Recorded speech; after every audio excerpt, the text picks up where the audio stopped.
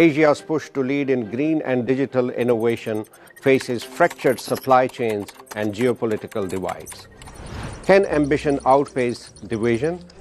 The 2025 Boao Forum tackles these challenges head-on, with Australian strategist Dr. Digby James Wren charting a path forward, turn dialogue into infrastructure, scale China's innovation engine, and unlock financing for AI and green tech.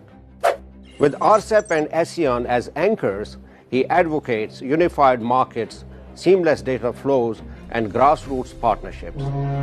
But in a world of tariffs and fragmentation, can multilateralism still prevail? Boao's answer: trust-driven progress where talk becomes tomorrow. Next, Dr. Digby on bridging promises and progress. The Boao Forum is a really great platform, specifically for Asia, Southeast Asia, and translating policy discussions like Boao into actionable initiatives is not necessarily an easy thing to do, but it drives economic impact. The things that are really important at the moment are, turning dialogue into action is the key. And institutionalizing the follow-up mechanisms, working groups, converting ideas into blueprints, but, developing permanent bodies. Scalability is another thing. I think that's very important, getting things at speed and scale, really the hallmark of China's innovation. The Boao Forum enables a platform to be able to do that. And so I'd like to see more innovation models that can be applied to different countries. So, for example, to Pakistan, to Cambodia, to Malaysia, Indonesia, etc., Vietnam, and mobilizing finance. I think, finance is another area where there's not really enough input, and it's difficult to get contacts that you need at the right time for financing. And then probably the last one is prioritizing digital and green. And I think that's really key. China's leading in that area globally, and I'd like to see that being pushed or supported more strongly right across all of the partner countries in Asia. But progress demands more than ambition. It needs armor. From Cambodia's logistic bottlenecks to Indonesia's rail breakthroughs, Asia's supply chains are rewriting resilience. Dr. Digby cuts to the core: strengthen access, unify systems, prioritize stability. Now he tackles the trillion-dollar question: how do we future-proof growth in a fragmented world? Intermediate goods, and especially Chinese intermediate goods, need to have clearer access into those new nearshoring supply chains. That's important. Resilience of the supply chains is clearly going to have to be strengthened, and prioritizing that. For example, for some countries like Cambodia is still very difficult, but there is some bright spots here. The Laos-China Railway, Indonesia's railway in Jakarta to Bandung, that's an up.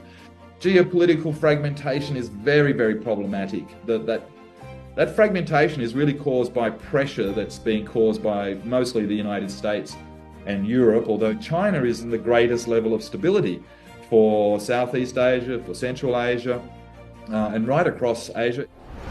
Resilience is being built rail by rail, policy by policy.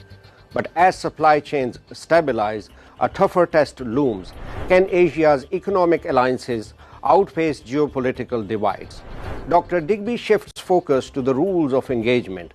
Inclusive multilateralism isn't optional, it's survival. From RCEP's unifying power to battling digital balkanization, he charts a path where Huawei bridges ASEAN and where Boao becomes the ultimate toolkit. Now he unveils the strategy: how multilateral frameworks turn fractures into footholds. Inclusive multilateralism is the way to go here. Boao needs to concentrate on the ones that we do have. The networks that are already in place, like ASEAN, RCEP, that's perfect.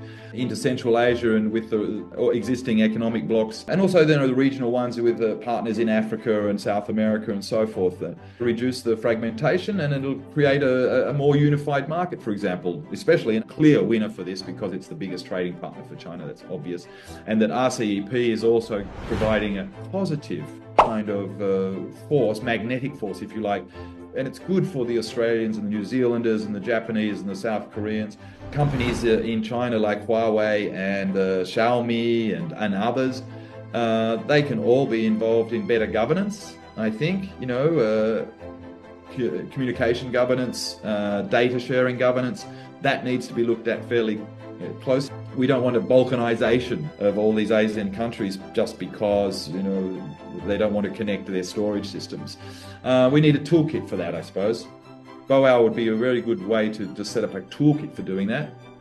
Asia's future hinges on three pillars: speed, scale, and solidarity. From the Laos-China Railway to RCEP's game-changing sway, Dr. Digby's playbook is clear. Turn debate into bridges, turn friction into frameworks, turn divisions into drive. This isn't about trade spats. It's about rewriting the rules. From Huawei's digital leaps to grassroots grit, Boao is Asia's ultimate toolkit. The race isn't against rivals, it's against the clock. And the finish line, a world where shared futures aren't just debated, they are built.